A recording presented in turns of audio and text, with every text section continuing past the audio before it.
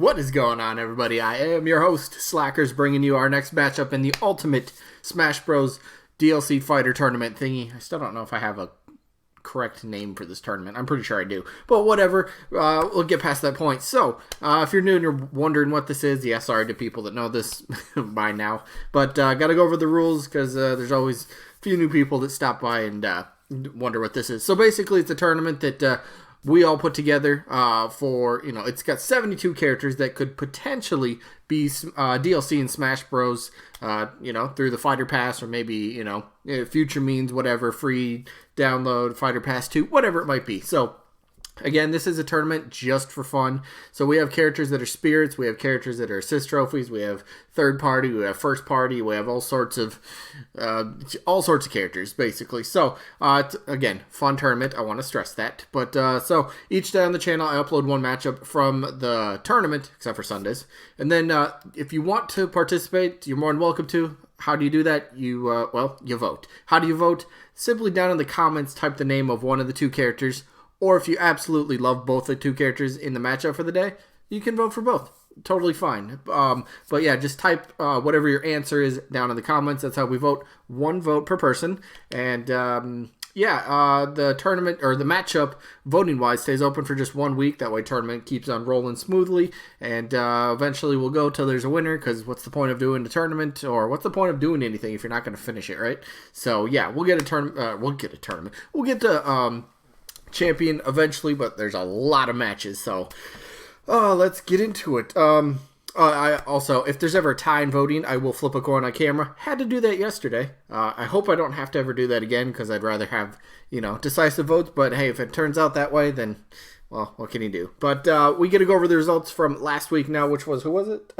Ryu Hayabusa taking on King Wart, and this one was actually pretty close. I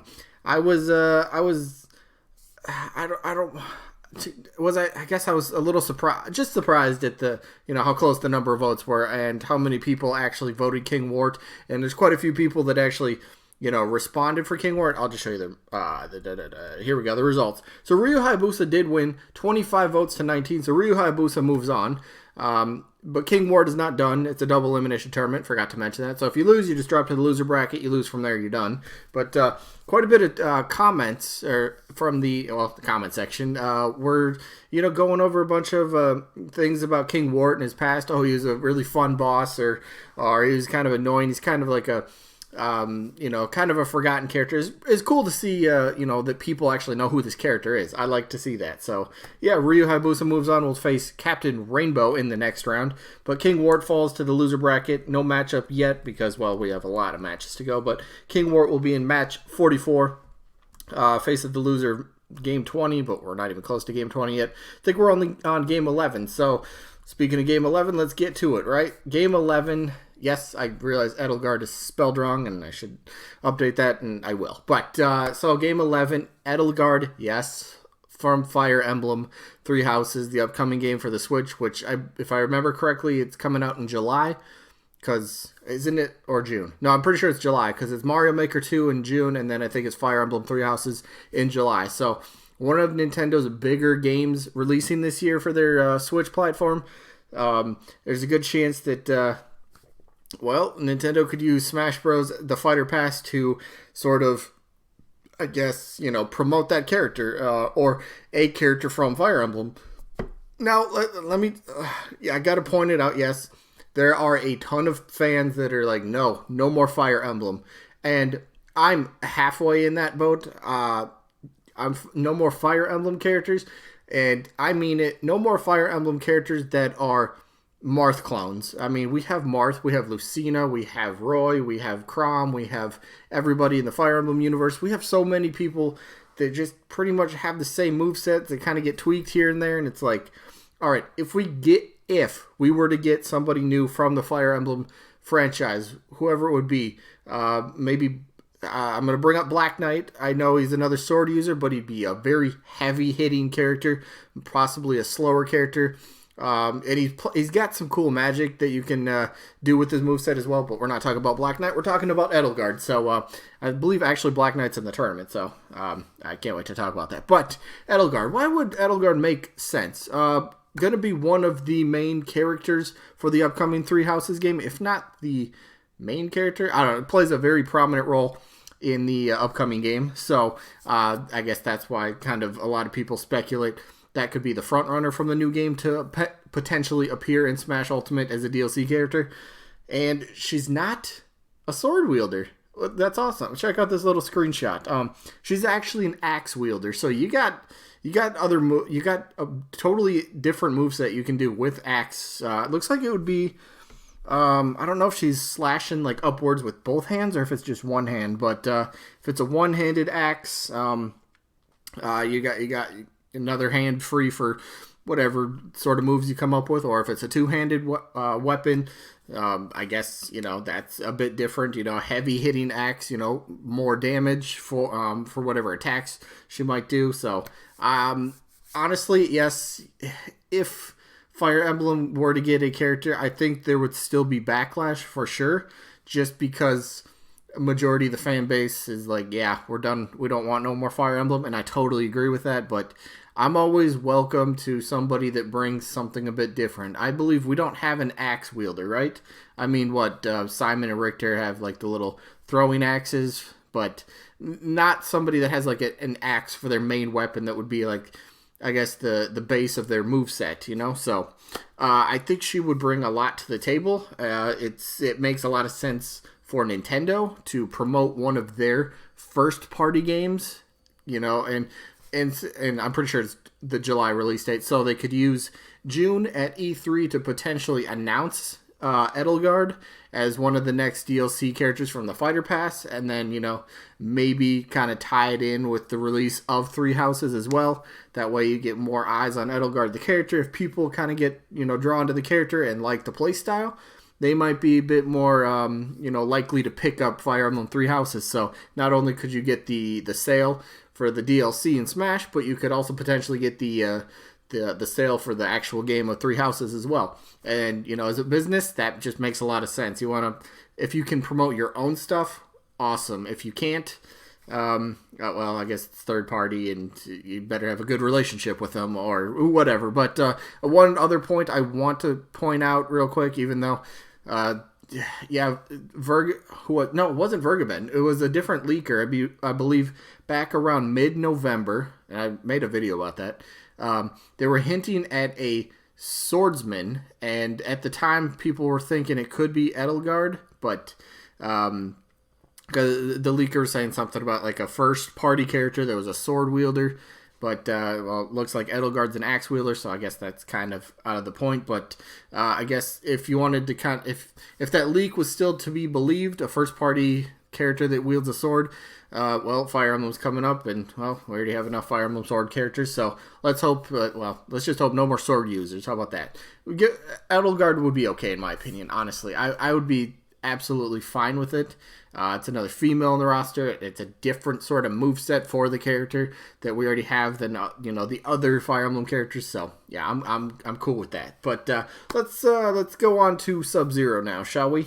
So Sub-Zero, Mortal Kombat, one of the biggest franchises, most notable, most recognizable franchises that's around today. I mean, it's been around for almost 30 years? Almost 30 years? Over 30 years? I don't know. It's been around for, since at least the Super Nintendo. I don't think it was on the Nintendo, was it? I don't think it was. I think it started on the Super Nintendo, so it's been around for decades. People know it. Mortal Kombat 11 is releasing this month in is that like two or 3 weeks or something? And it is coming out on the Nintendo Switch. So, maybe there's some sort of time, because there's a lot of big AAA third-party games that kind of still get passed over on the Switch. But hey, Mortal Kombat 11 coming to the Switch would be absolutely huge. Well, it is coming to the Switch, so it is a big point. It's a big deal. It's pretty awesome, actually.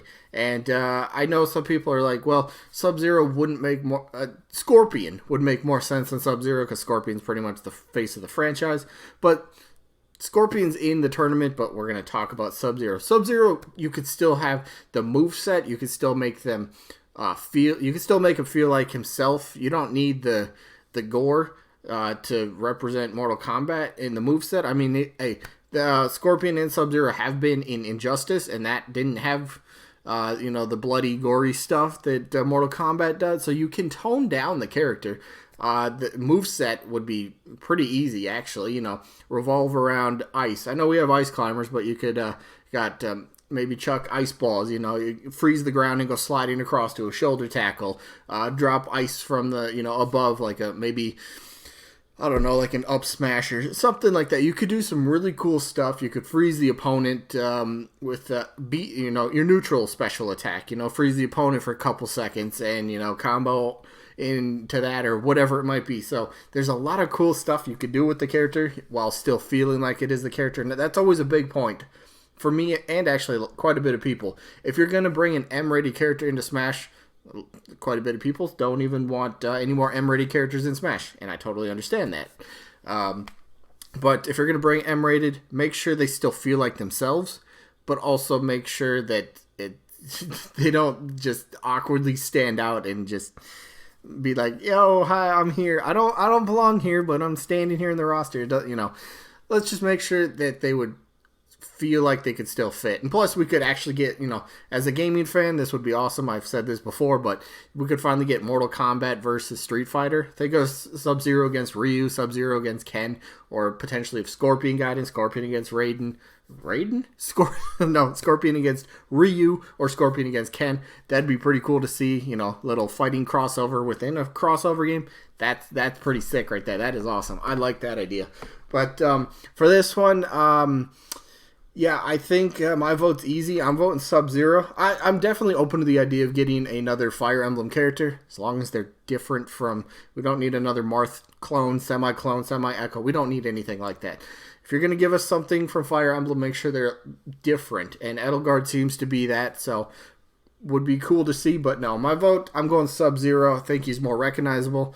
Probably would draw in a more audience as well, more sales and all that stuff. So, yeah, a lot of this makes sense. I think it could potentially happen with MK11 on the Switch, later this month in 2 or 3 weeks or whatever it is. By the end of the month. It comes out in April. I know that for sure. What is it? April 20... If I had to guess, it's April 26th, 23rd, somewhere around there. So, yeah, that is my vote, Sub-Zero. That's who I got. So, I guess with that being said, this one is coming to an end. So, yeah, only question left is who you got, Sub-Zero or Edelgard? So sneak peek for tomorrow. Tomorrow's what, Saturday, right? Yeah, so Game 6, this should be an interesting one. Captain Toad, we'll get the results for Captain Toad and Monokuma. That had quite a bit of... I just seen the number of comments. I didn't read them yet. I don't tally the votes until 10 minutes before I actually look at the total number of votes. So I'm very curious to see how that one plays out because, a lot of comments. I think there's going to be a lot of support for both characters. So that should be cool to see. But, that's the results. And then tomorrow's matchup. Paper Mario against Sora. Okay, I see you. All right, Paper Mario Sora, not bad. All right, but that is it for this one. I hope you guys enjoyed. Look forward to the voting as always, and hopefully we catch you guys on the next one. Peace out, everybody.